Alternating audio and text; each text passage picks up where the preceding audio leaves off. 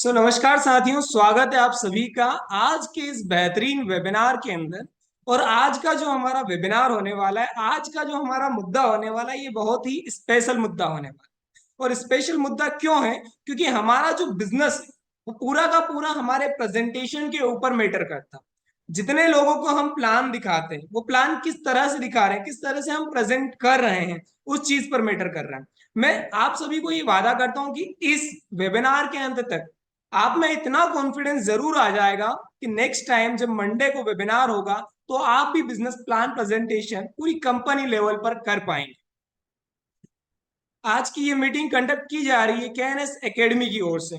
KNS academy जो कि आपका स्किल कोच है, जिसके फाउंडर हमारे प्यारे CMD sir Shri Kamal Narayan Sahu sir, जो कि चाहते हैं कि हर एक व्यक्ति स्किल्ड हो। वाईटीएम परिवार में, वाईटीएम परिवार का उनका हर एक सदस्य स्किल्ड हो। वो सारी 21st सेंचुरी की स्किल्स वो सीखे, जिससे उसका बिजनेस ग्रोथ करे, दिन दुगनी और रात चुगनी ग्रोथ करे। मैं नंदकिशोर चौधरी बना रहूंगा इस कोर्स के अंदर अंत तक आप सभी के साथ। तो आइए दोस्तों, आज का ये जो वेबिनार है शुरू करते हैं। सबसे पहले मैं आप सभी के साथ एक गोल्डन स्टेटमेंट साझा करना चाहूंगा।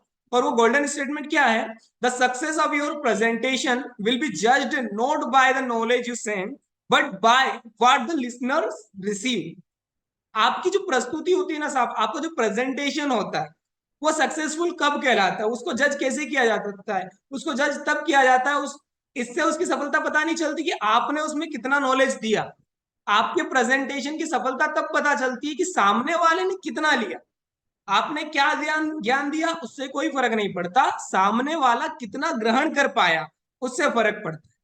क्योंकि हर एक प्रेजेंटेशन में हमें सामने वाले का व्यक्तित्व समझना पड़ता है, उसके बाद उसके सामने बातें रखनी पड़ती है, उसके बाद उसको समझाना पड़ता है, तब जाके उसको चीजें समझ में आती है।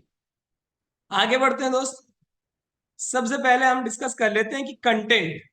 आज की जो हमारी मीटिंग है, आज की जो हमारी ट्रेनिंग है, इसके टॉपिक्स क्या क्या होने वाले हैं। तो देखिए, बहुत ही शानदार शानदार टॉपिक्स होने वाले हैं। सबसे पहला टॉपिक ये होगा कि benefits of presentation skill.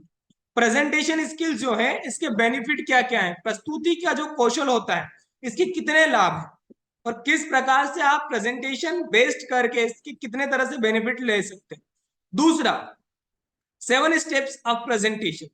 Presentation के 7 चरण होते हैं सब, एक एक करके 7 स्टेप्स होती है प्रेजेंटेशन की, कि किस प्रकार आपको शुरुआत करनी है, किस प्रकार आपको एंड करना है, किस प्रकार आपको बीच में एक कोहेरेंट थीम के साथ काम करना है। तो 7 चरण होते हैं, वो 7 चरण हम सीखेंगे। तीसरा तीसरा हम सीखेंगे कि who is your ideal viewer. आपके आदर्श दर्शक कौन है, यानी कि आप किन्हें समझा रहे हैं, किन्हें बता रहे हैं, उन्हें आप कैसे पहचाने, उनके व्यक्तित्व को कैसे जाने, उनके व्यक्तित्व को कैसे समझे, और किस प्रकार अपना प्रेजेंटेशन उनके सामने दें। चौथा, सबसे इंपॉर्टेंट, देखिए सबको पता है यार कि प्रेजेंटेशन स्किल्स होना बहुत जरूरी है। आपका कंपनी प्लान प्रेजेंट करना बहुत जरूरी है। आप लोगों को सब लोगों के सामने वेबिनार में आना और यहाँ पे प्लान प्रेजेंट करना बहुत जरूरी है। लेकिन सब चाहते हैं कि वो करें, लेकिन केवल एक चीज की कमी आ जाती है, वो आती है आत्मविश्वास की कमी। तो किस प्रकार आपका आत्मविश्वास बढ़ेगा, वो कौन सी ऐसी चीजें हैं जिनसे आप अपने आत्मविश्वास को बढ़ा सकते हो, वो ऐसी कौन सी चीजें हैं जो आपके प्रेजेंटेशन को एक सक्सेसफुल प्रेजेंटेशन में बदलती है, वो आज हम सीखने वाले हैं। पांचवा जो पॉइंट होगा, वो पॉइंट होगा स्ट्रेटेजीज टू इंक्रीज इंटरेस्ट। कैसे कैसे आपकी प्रेजेंटेशन के अंदर लोगों की रुचि बढ़ेगी, कैसे ज्यादा समय तक लोग आपके साथ कनेक्टेड रहेंगे, कैसे। देखो, हम ना जब प्लान प्रेजेंट करते हैं तो हम नेक्स्ट टू नेक्स्ट 30 मिनट हमको प्लान प्रेजेंट करने में लगता है। तो कैसे हम 1-2 मिनट के अंदर ऐसा हिंट सामने वाले को दें, या ऐसी बातें सामने वाले के लिए करें कि जिससे वो 30 मिनट तक हमारे पास बना रहे, कैसे लंबे समय तक उसे रुचि रहे हमारे प्रेजेंटेशन के अंदर, इस पर हम आज बात करने वाले हैं। छठी चीज, things to remember in meeting. जितनी भी मीटिंग्स होती हैं, जितने भी वेबिनार्स होते हैं, जितने भी सेमिनार्स होते हैं, उनके अंदर क्या ऐसी बातें हैं जो हमें याद रखना है, क्या ऐसी चीजें हैं जो हमें याद रखना है, क्या ऐसी चीजें हैं जो हमें फॉलो करना है, वो आज हम सीखने वाले हैं। तो आई होप आप सभी सीखने के लिए रेडी होंगे। और अगर आप सभी सीखने के लिए रेडी हैं तो एक बार कमेंट बॉक्स में आकर यस टाइप कर दो। एक बार कमेंट बॉक्स में आकर यस टाइप कर दो। आगे बढ़ते हैं। Benefits of presentation skills. जब आप प्रेजेंटेशन करना सीख जाते हैं, जब आप अच्छा एक प्रस्तुति का कौशल सीख जाते हैं, तो उसके बेनिफिट्स क्या होते हैं? सबसे पहला बेनिफिट, कंपनी इमेज, कंपनी की छवि को आप सामने वाले के माइंड में बना सकते हैं। कंपनी की जो वास्तविक इमेज है पूरे देश के अंदर, उसको आप सामने वाले तक पहुंचा सकते हो। क्योंकि क्या है ना, चीजें होती हैं, जैसे हमारे पास बहुत सारा ज्ञान होता है, लेकिन हमारे ज्ञान को हमें सामने वाले पर डिलीवर करना, हमें कंपनी के बारे में सारी चीजें पता है, तो सबसे पहला बेनिफिट होता है कि आप अगर अच्छा कौशल जानते हो तो कंपनी की एक बहुत शानदार छवि आप सामने वाले के ऊपर डिलीवर कर सकते हो। जिसको भी आप प्लान दिखाने जाते हो, जिसके भी सामने आप प्रेजेंट करते हो, उसके सामने आप अपनी कंपनी की एक बहुत बेहतरीन छवि बना सकते हो। दूसरी चीज, सॉल्यूशन ऑफ प्रोस्पेक्ट प्रॉब्लम। जो आपका प्रोस्पेक्ट होता है, उसकी समस्या का समाधान आप प्रेजेंटेशन से दे सकते हो। उसकी जो भी समस्या है, जैसे मैंने आपको वीडियो इन्फ्लुएंसिंग की एक क्लास के अंदर बताया था कि अगर हम एक बेरोजगार के लिए कोई सा कंटेंट बना रहे हैं, तो उसको रोजगार दिखाएंगे, कंपनी के रोजगार वाला कंटेंट उसके साथ शेयर करेंगे। और अगर एक बीमार व्यक्ति के लिए, एक इलनेस वाले व्यक्ति के लिए अगर हम बना रहे हैं, तो उसके लिए दवाई वाला कंटेंट, उसके लिए सॉल्यूशन क्या रहेगा? उसके लिए रहेगा कि उसकी बीमारी का इलाज क्या है, इलाज वाला कंटेंट हम बनाएंगे। तो वैसे ही हम जब प्रेजेंट करते हैं चीजें, तो हम क्या करते हैं? सामने वाली प्रोस्पेक्ट की प्रॉब्लम्स का सोल्यूशन करते हैं। तीसरा, पर्सनल ब्रांडिंग। पर्सनल ब्रांडिंग, जब आप एक अच्छा प्रेजेंटेशन सीख जाते हैं, एक अच्छा कौशल सीख जाते हैं प्रस्तुति करने का, तो आपकी पर्सनल ब्रांडिंग बहुत अच्छी होती है सर। जब आप किसी व्यक्ति के साथ बैठे हो ना, तो पर्सनल टच से ज्यादा प्रभावित होता है। जब आप उसको समझा रहे हैं, 10 लोग आकर उसको तो प्लान देकर गए हैं, लेकिन आपने ऐसा यूनिक क्या किया? आपने एक ऐसा ह्यूमन टच उसको क्या दिया? आपने ऐसा इमोशनल टच उसे क्या दिया, जिससे आपकी एक पर्सनल ब्रांडिंग सामने वाले के माइंड में बन गई? सामने वाले के माइंड में आपकी एक छवि बन गई कि नहीं यार, अगर ज्वाइन करना तो उनके साथ ही करना, अगर ज्वाइन करना तो उन सर के साथ ही करना, उन्होंने बिल्कुल मेरे को पॉइंट बाय पॉइंट चीजें समझाई थी। तो इससे पर्सनल ब्रांडिंग होती है। तीसरी, चौथी चीज, स्किल्स ऑब्जेक्शन। जब आप एक प्रेजेंटेशन स्किल्स को सीख जाते हैं ना, तो देखिए सर ने ना आपके लिए बहुत ही बेहतरीन प्लान बनाया है। उसके अंदर सामने वाले के हर एक ऑब्जेक्शन को ध्यान में रखा गया है। उसके अंदर आप हर एक चीजों को अगर विस्तार में सामने वाले को समझाएंगे ना, तो उसका आधे ऑब्जेक्शन मन में ही किल हो जाएंगे, आधे ऑब्जेक्शन अपने आप ही किल हो जाएंगे। तो आपको यहाँ पे ध्यान रखना है कि चौथा बेनिफिट क्या होता है, कि ऑब्जेक्शंस को हम प्रेजेंटेशन के अंदर किल कर सकते हैं। जब हमारा अच्छा कौशल होता है, डिलीवर्स वैल्यू, अच्छे से जब प्रस्तुति होती, तो हम वैल्यू प्रदान कर पाते हैं सामने वाले को, हम वैल्यू दे पाते हैं। जैसे कि आप ये प्रेजेंटेशन देख रहे होंगे, मेरा प्रेजेंटेशन, या आपने इतनी सारी ट्रेनिंग्स लिए, तो जितना बेहतर मैं चाहता हूं, जितना डिलीवर करना चाहता हूं, मैं वैल्यू डिलीवर कर पाता हूं। यही चीज है कि जब आप प्रेजेंटेशन सीख जाते हैं, तो जो आप चाहते हैं वो वैल्यू आप डिलीवर कर सकते हैं, जो आप चाहते हैं वो वैल्यू आप डिलीवर कर सकते हैं। आगे बढ़ते हैं, इसी के अंदर प्रेजेंटेशन जब आप समाप्त करते हैं, तो सामने वाले को प्रेजेंटेशन के थ्रू बता सकते हैं व्हाट्स द नेक्स्ट स्टेप, कि अगला कदम क्या हो, अगला कदम क्या होगा। जब हम प्लान दिखाते हैं व्यक्ति को, तो हम उसे ये चीज बताते हैं कि साहब, आप जब इनिशियल डेज में कंपनी के अंदर आओगे, ज्वाइन करोगे, तो आप यहाँ से एक्टिव इनकम लोगे। एक्टिव इनकम के बाद नेक्स्ट कदम क्या होगा? आपका पैसिव इनकम होगा। वो पैसिव इनकम में कैसे तब्दील होगा, वो सारी चीजें हम प्रेजेंटेशन के थ्रू उनको समझाते हैं। तो ये सारी चीजें उनको कैसे आप समझा पाओगे? जब आप प्रस्तुति का एक बहुत ही शानदार कौशल अपने अंदर पैदा करें, जब प्रस्तुति का बहुत ही शानदार कौशल आपके अंदर आ जाए। प्रस्तुति का सबसे शानदार कौशल कैसे आएगा, ये समझते हैं। देखिए, सबसे पहले तो प्रेजेंटेशन जब भी बने ना, आप किसी भी चीज पे प्रेजेंटेशन बना रहे हो, आप जैसे वाईटीएम का हमारा प्लान प्रेजेंटेशन, तो उसको कैसा बनाया गया पता है? उसको बनाया गया है कि build something people, something 100 people love, not something 1 million people kind of like. 10 lakh लोग केवल पसंद करें, ऐसा कंटेंट नहीं बनाया साहब। ऐसा प्लान बताया है कि अगर 100 व्यक्ति को बनाया है, बताया है हमने, और 100 व्यक्ति ने ज्वाइन किया है, तो वो उस प्लान के साथ प्यार करते हैं। केवल पसंद नहीं, प्यार करते। तो कंटेंट ऐसा दमदार होना चाहिए, भले 100 लोग जुड़े, लेकिन वो आपके प्लान के साथ प्यार करने चाहिए, वो आपके सपोर्ट के साथ प्यार करने चाहिए, आपकी कंपनी के साथ प्यार करने चाहिए। आगे बढ़ते हैं साहब, 7 स्टेप्स, बहुत बेसिक बेसिक से स्टेप्स होती हैं, जिनको हमें हमेशा ध्यान रखना है जब भी हम प्रेजेंटेशन कर रहे हैं। तो ये 7 स्टेप्स हमें अच्छे से ध्यान रखना है। वो 7 स्टेप्स क्या क्या होती हैं, आइए हम समझते हैं। सबसे पहली स्टेप होती है साहब, जब भी आप प्रेजेंटेशन शुरू कर रहे हो, वो जो टाइम हो रहा हो, मान लो मॉर्निंग चल रही, तो आप गुड मॉर्निंग कीजिए। नमस्कार कीजिए। गुड इवनिंग चल रहा है तो इन इवनिंग गुड इवनिंग कीजिए। दूसरा, इंट्रोड्यूस कीजिए अपने आप को। जब भी आप किसी के साथ वन टू वन बैठे हुए हैं तो अपने बारे में जरूर उसे बताइए। आपने अभी तक क्या हासिल किया, आपने क्या क्या चीजें यहाँ से सीखी, आपने कौन कौन से रिजल्ट यहाँ से लिए हैं, वो चीजें आप सामने वाले को बताइए। अपने आप को इंट्रोड्यूस कीजिए, अपने बारे में बताइए। तीसरा, मुद्दे को क्लियर कर दीजिए। Clear the concept. कॉन्सेप्ट को क्लियर कर दीजिए सामने वाले के माइंड में कि आज आप बताने क्या वाले हैं। अगर सामने वाले का हम 15 मिनट या 20 मिनट ले रहे हैं तो उस 20 मिनट में हम उसे देने क्या वाले हैं, ये क्लियर कर दीजिए प्रेजेंटेशन के अंदर। जैसे आपने आज ये प्रेजेंटेशन मैंने शुरू किया, कॉन्सेप्ट यानी इस प्रेजेंटेशन की जो भी कॉन्सेप्ट थे हमने पहले डिस्कस कर ली। सबसे पहले ही हमने वो सारी चीजें डिस्कस कर ली कि हम आज सीखने क्या वाले हैं, आज हम किन टॉपिक्स पर बात करने वाले हैं। तो कॉन्सेप्ट को क्लियर करना है। चौथी स्टेप क्या होती है, कंटेंट बेस्ड ऑन डाटा। आपने देखा होगा जो हमारा वाईटीएम का प्लान है, हर एक पेज के ऊपर आपको डाटा दिखाई देगा। हवा में बात नहीं होती साहब, हवा में बात नहीं होती। हर एक पेज के ऊपर हमें डाटा दिखाई देता है, और जब हम डाटा के साथ काम करते हैं, डाटा पर आधारित काम करते हैं, डाटा पर आधारित सामग्री बनाते हैं, तो सामने वाला अच्छे से चीजें समझ पाता है। सामने वाला अच्छे से सारे पॉइंट्स को समझ पाता है। आई होप आप सारे पॉइंट समझ पा रहे होंगे।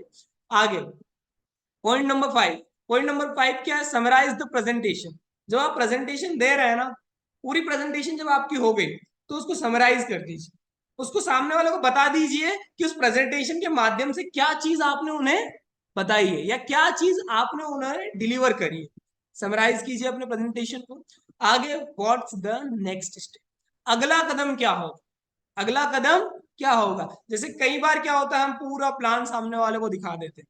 पूरा प्लान दिखा दिया, हम सामने वाले के सामने प्रेजेंट कर दिया, हर चीज प्रेजेंट कर दी, लेकिन हम उसको ये बताना भूल गए, हम उसको एक एक्शन प्लान देना भूल गए कि भैया आप 2,500 से स्टार्ट कीजिए। जैसे अब तो हमारी आईडी अपग्रेड हो गई, तो 3,000 से स्टार्ट कीजिए, 5,000 से स्टार्ट कीजिए, 10,000 से स्टार्ट कीजिए।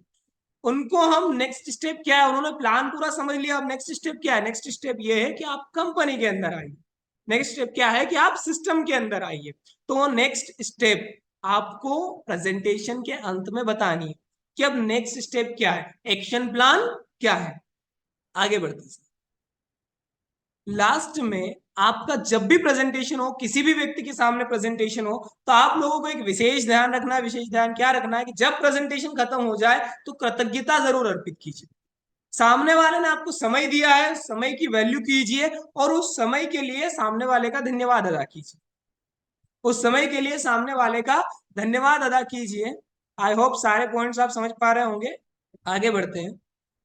कंटेंट, जब कंटेंट की बात आती है ना, तो सबसे पहले देखो, हम प्लान प्रेजेंट करने जा रहे हैं, तो जब भी आप प्लान प्रेजेंट करने जा रहे हैं ना, तो पॉसिबल हो सके तो अपने टारगेटेड कस्टमर के लिए, अपने टारगेटेड कस्टमर के बारे में, वो कौन है उसके बारे में थोड़ा डाटा इकट्ठा कीजिए, उसकी उम्र के बारे में पता कीजिए कि वो किस उम्र का व्यक्ति।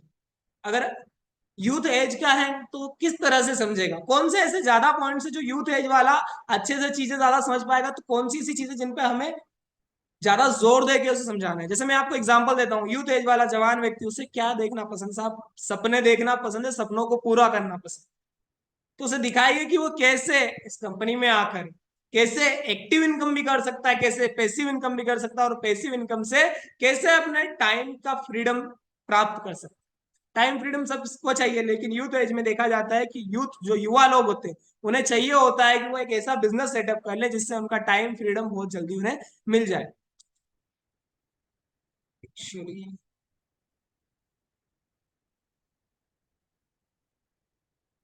उसके बाद आप जानिए सामने वाले के बारे में कि वर्क प्लेस क्या है, कार्यस्थल क्या है, वो कहाँ काम कर रहा है, उसके सामने क्या क्या प्रॉब्लम्स आ रही हैं, उसकी इनकम कितनी है, उसकी प्रॉब्लम्स क्या क्या है, उसकी जिंदगी के गोल्स क्या क्या है।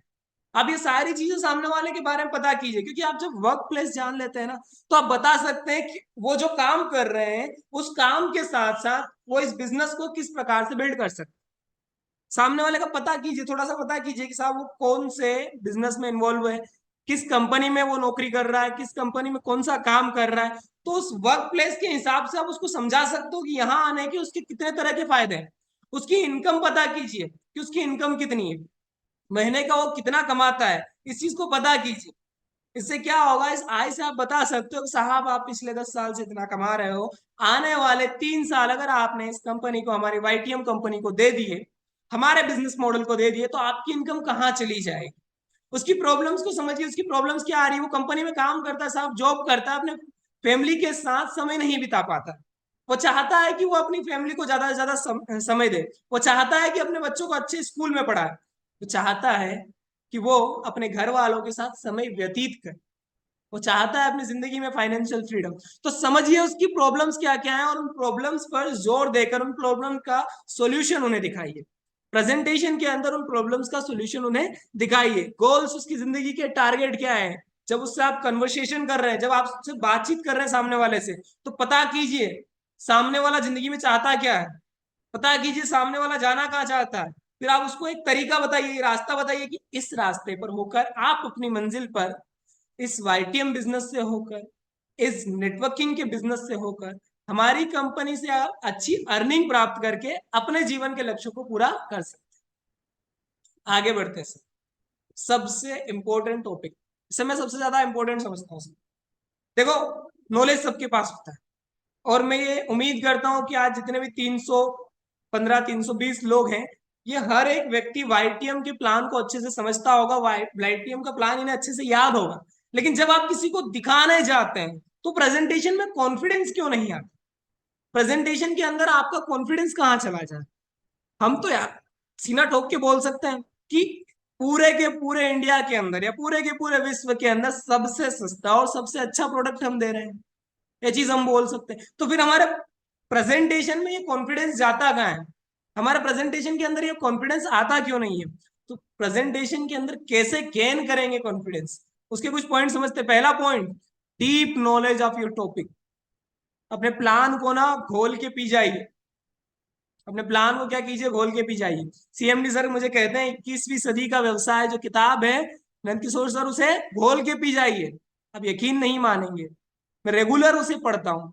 रेगुलर 20 पन्ने पढ़ता हूँ, 15 पन्ने 20 पन्ने रेगुलर पढ़ता हूँ, रेगुलर सीखता हूँ। जो अपलाइन कहे ना साहब, वो चीज को फॉलो कीजिए, रिजल्ट आते हैं। Deep knowledge of your topic plan her Monday के दिन आप लोगों के लिए किया जाता है। उस प्लान को समझिए। जब तक आप डिलीवर करने में परिपक्व ना हो जाए तब तक सुनते रहिए, चाहे आपको आता है, चाहे आपको आता है। क्योंकि जब आपको आता है और आप दोबारा चीजें सीखते हैं, हर बार वेबिनार में आएंगे ना साहब, हर बार आप बिजनेस प्लान प्रेजेंटेशन में आएंगे ना, तो कुछ नई चीजें सीखेंगे, कुछ नए पॉइंट सीखेंगे। और आप 10 बार आए तो 11वीं बार जब आप प्लान प्रेजेंट करने के लिए जाएंगे तो वो 10 बार का एक्सपीरियंस आपके साथ रहेगा। वो 10 बार का एक्सपीरियंस आपके साथ रहेगा। और पिछले मंडे को, इसी मंडे के दिन आपने देखा होगा हमारी वाईटीएम के सबसे युवा चैंपियन सनी, सनी जी ने इतना बेहतरीन प्लान प्रेजेंट किया। उनकी उम्र पता है आप लोगों को, उनकी उम्र है केवल 17 वर्ष।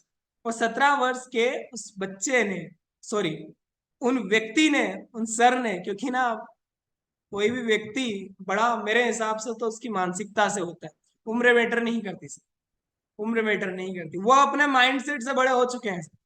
तो उन्होंने प्लान प्रेजेंट किया, बहुत शानदार प्लान प्रेजेंट किया। अगर वो हिम्मत कर सकते हैं, और ये तो आपके सामने प्रत्यक्ष है साहब, और प्रत्यक्ष को प्रमाण की आवश्यकता नहीं होती। अगर वो कर सकते हैं तो यकीन मानिए आप भी कर सकते हैं।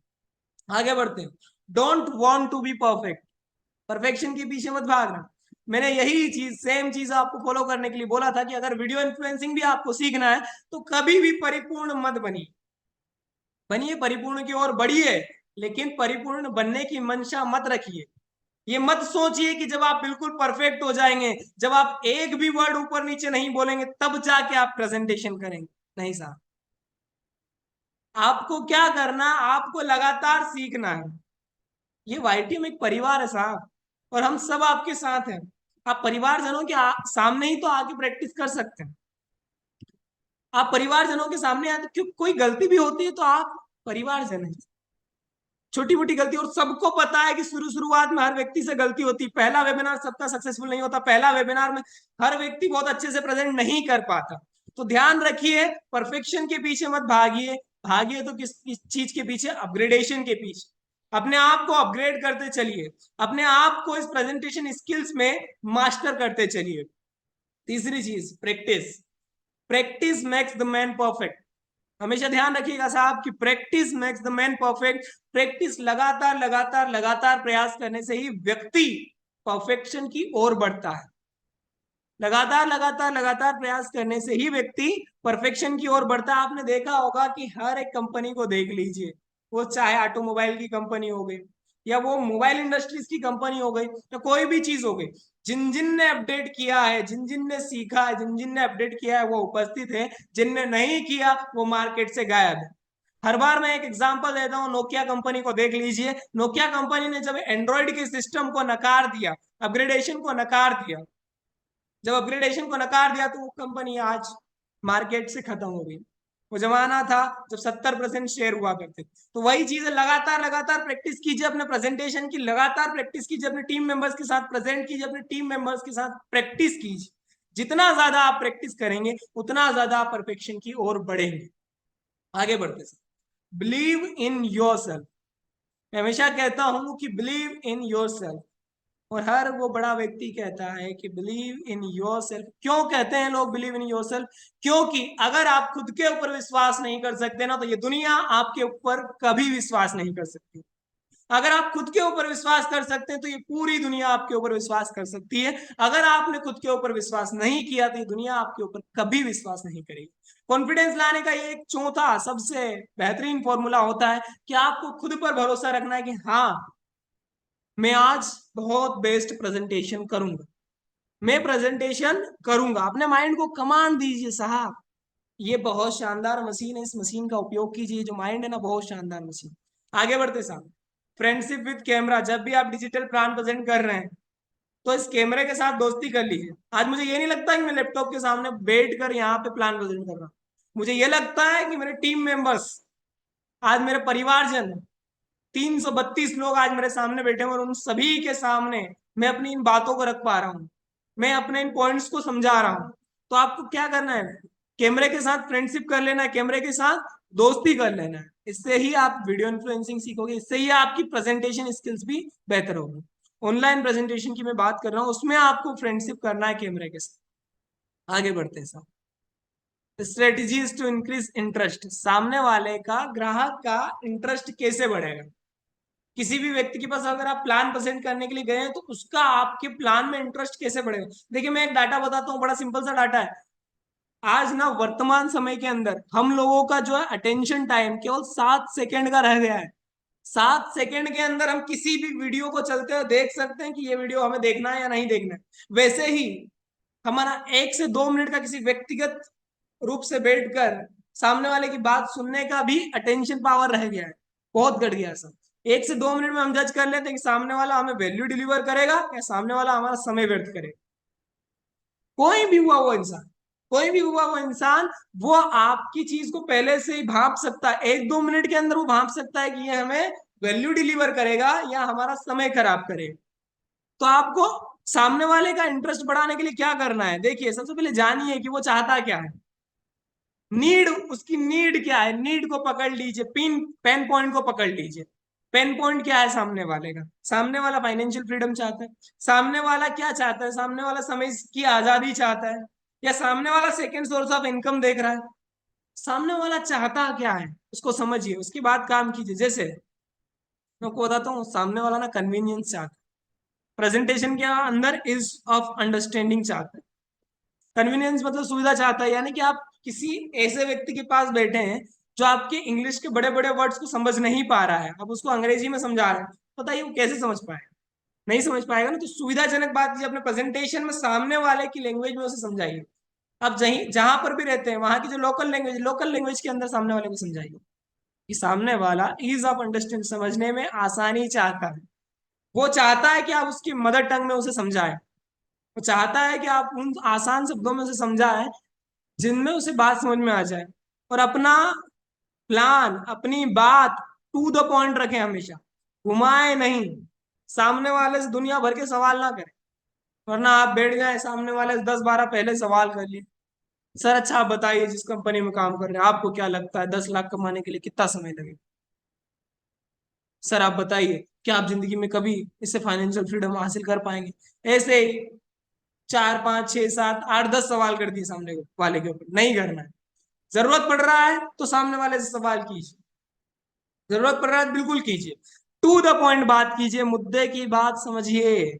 मुद्दे की बात सिर्फ ये है कि मुद्दे के ऊपर बात कीजिए, वरना वो आपका पूरा प्लान कभी नहीं देखेगा, वरना वो पूरा प्लान कभी भी आपका ज्वाइन नहीं करेगा, नहीं समझेगा।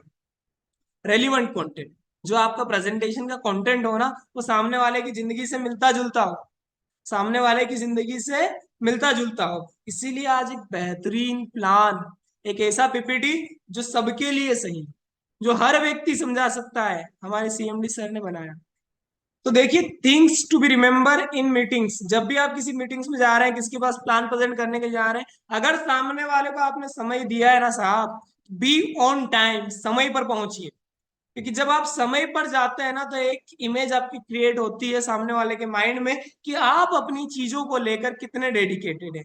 एक इमेज क्रिएट होती है कि आप अपने व्यवसाय को लेकर कितने सीरियस हैं। दूसरी चीज, अगला पॉइंट, बी वेल ग्रूम, अच्छी तरह से तैयार होके जाए। जैसे कि हमारा सीधा सा एक फंडा होता है कि अगर हम प्लान प्रेजेंट करने के लिए जा रहे हैं, तो फॉर्मल ड्रेसअप होना चाहिए, आप सेविंग वगैरह परफेक्ट होना चाहिए, आपकी कटिंग वगैरह परफेक्ट होना चाहिए, टाई वाई जो भी आप लगाते हैं, जैसे आप वेयर करते हैं, तो साफ सुथरे कपड़े और एक फॉर्मल शूज, सारी चीजें वेल ग्रूम्ड होनी चाहिए। एक व्यक्तित्व ऐसा आपके आने से, एक ऐसी चीज आभास होनी चाहिए कि कोई व्यक्ति आया है, कोई बिजनेसमैन आया है। तीसरा चीज, से नो टू मोबाइल फोन। बहुत बार क्या होता है, मैंने देखा है अपने टीम मेंबर्स के अंदर भी देखा है, कई बार देखिए शुरुआत में हम क्या करते हैं, हम हमारे अपलाइन को लेकर जाते हैं, हम जाते हैं और हमारे क्लाइंट को लेके आते हैं, प्रोस्पेक्ट को लेके आते हैं, तो हमारे अपलाइन उसे प्लान प्रेजेंट कर रहे हैं और हम इधर मोबाइल पर लगे हो, हम इधर मोबाइल पर लगे हो। जब मीटिंग चल रही हो ना साहब, तो अपने मोबाइल को ना नो बोल दीजिए, नहीं, मोबाइल यूज नहीं करना। क्यों? क्योंकि उनसे ही तो आप सीखोगे, आपके अपलाइन से आज आप प्लान दिखाना सीखोगे, तब जाके आप कल प्लान प्रेजेंट कर पा रहे हो। मान लीजिए कि आप प्लान प्रेजेंट कर रहे हैं, कोई व्यक्ति बैठा हुआ है, तब भी आपको मोबाइल का इस्तेमाल नहीं करना, तब भी अपने मोबाइल को ना कहिए। क्यों ना कहिए? क्योंकि जब हम मोबाइल में बार बार जाते हैं, ध्यान देते हैं, तो सामने वाला ना उस चीज से इंटरप्ट, बोल सकते हैं कि सामने वाला जो है बार बार डिस्टर्ब होता है, बार बार ये चीज उसको अच्छी नहीं लगती, और ये हमें नहीं करना है। उसको ऐसा लगता है कि हम उसके ऊपर ध्यान नहीं दे रहे, हम तो अपनी ही चीजों में व्यस्त हैं। बी प्रिपेयर्ड, हमेशा जब भी जाए, कहीं पे भी प्लान प्रेजेंट करने के लिए जाए, पहले से एक बार तैयारी कर ले, पहले से एक बार रिहर्सल कर ले। क्योंकि जब आप रिहर्सल कर लेते, पहले से एक बार तैयारी कर ले, तो आप अच्छे से अपनी बातों को डिलीवर कर पाते हैं, अच्छे से अपने प्लान को प्रेजेंट कर पाते हैं, अच्छे से अपनी सारी की सारी बातें जो है वो सामने वाले के पास रख पाते हैं। अगली बात, keep it to the point, keep it to the point. जब भी मीटिंग्स चल रही है, मैंने बहुत बार देखा है, लोग बातों को घुमा देते गोल गोल गोल गोल जलेबी की तरह। नहीं, हम किस मुद्दे पर बात करने के लिए इकट्ठा हुए हैं, उस मुद्दे पर बात कीजिए। हम प्लान प्रेजेंट करने के ऊपर एकत्रित हुए हैं, तो उस प्लान को प्रेजेंट कीजिए, केवल और केवल उसमें सामने वाले का जो इंटरेस्ट है वो उसे दिखाइए, सामने वाले का जो इंटरेस्ट है उस मुद्दे पर जोर देकर उसे समझाइए। मुद्दे को हमेशा ध्यान रखिए, keep it to the point. अगला, एग्री टू डिसएग्री। अब ये चीज क्या है, एग्री टू डिसएग्री? मैं आपको बताता हूँ, देखिए बहुत मजेदार चीज है ये। यहीं पे मैंने देखा है कि 90% जो पीपल होते हैं ना, वो यहीं यहीं जाके स्टक हो जाते हैं।